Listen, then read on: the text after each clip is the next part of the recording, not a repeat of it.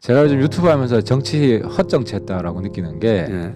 누구를 비판하면은 인지도 높아지지만 예.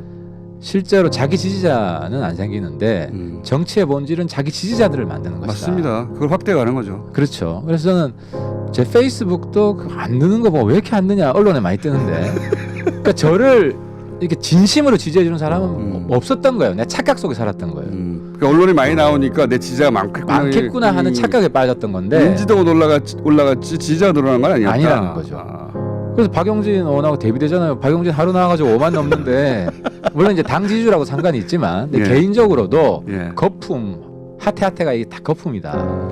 처절하게 지난 한 정말 달간 처절하게 느꼈고 예. 우리 당 지지율 똑같은 신세인 거고 그래서 그런데 그러면 지지자들이 어디인지 찾기 시작했다. 이제 찾았다는 거예요. 나의 진짜 지지자들. 그러니까 내가 누구의 목소리를 대변해야 되느냐, 나는 누구인가? 누구를 위해서 내가 정치를 해야 되느냐. 아, 중요한 깨달음인데요. 굉장히 중요한 깨달음이에요. 예. 그러니까 다시 태어났어요. 그러니까 진짜로.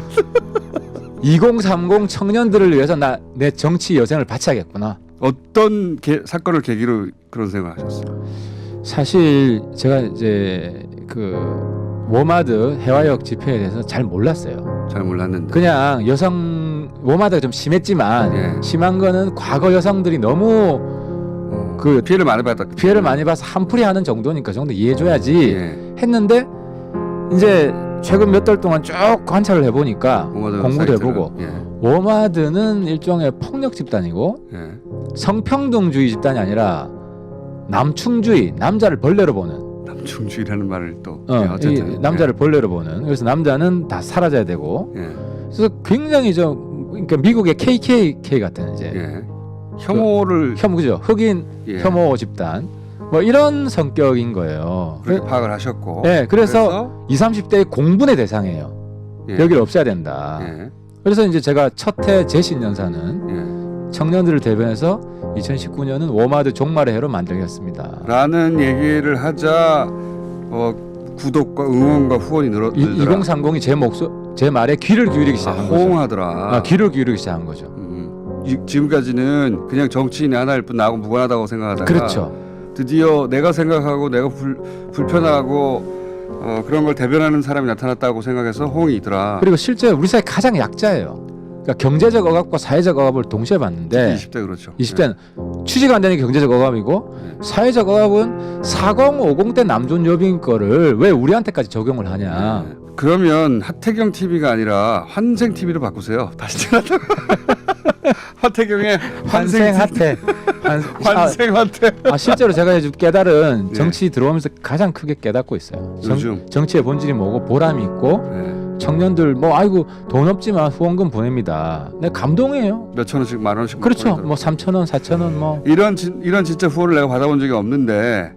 그렇죠. 정말 진심 어린 그런 애틋한 후원. 뭐 그리고 그 누군가가 2030 표어들라고 그러는 거 아니냐. 맞고요.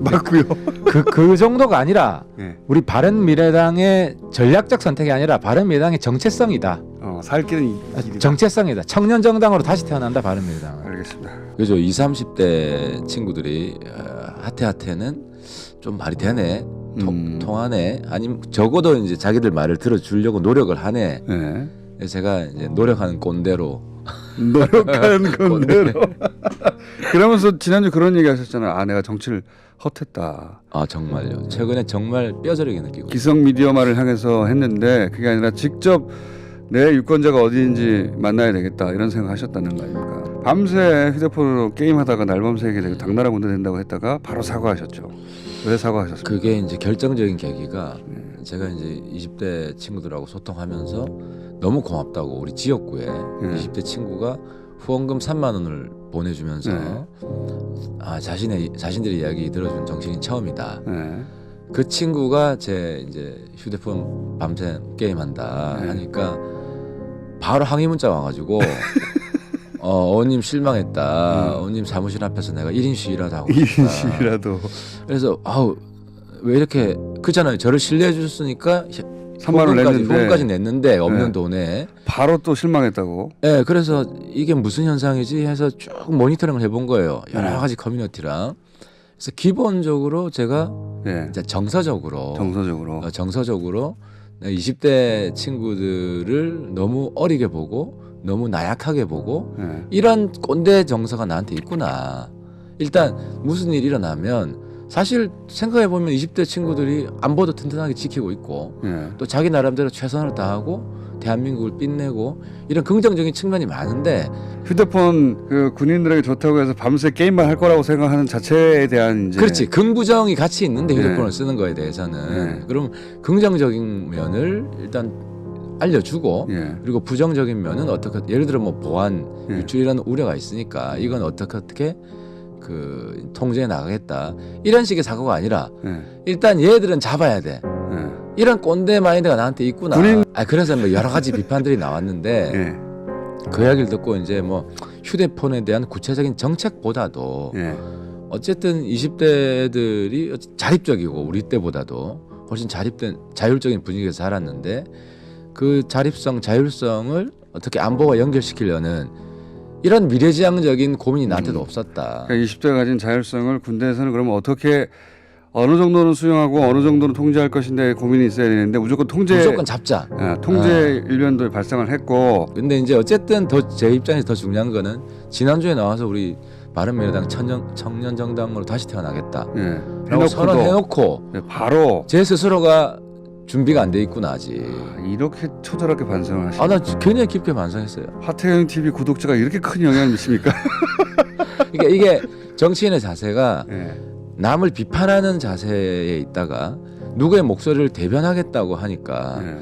나 자신도 굉장히 절박해지고 그들 목소리에 훨씬 더 귀를 기울이고 진짜 이 사람들이 무슨 생각을 하는가? 그렇죠. 예. 정말 깊이 소통해야 그러면 되겠구나. 그 전에는 어떻게 하면 언론이 기사를 받아주고 내가 입장이 선명하게 쓸까 이것만 생각하다가 그 전에는 견제지. 예. 누구 잘못하는 거를 국회가 할 일은 여당 견제다.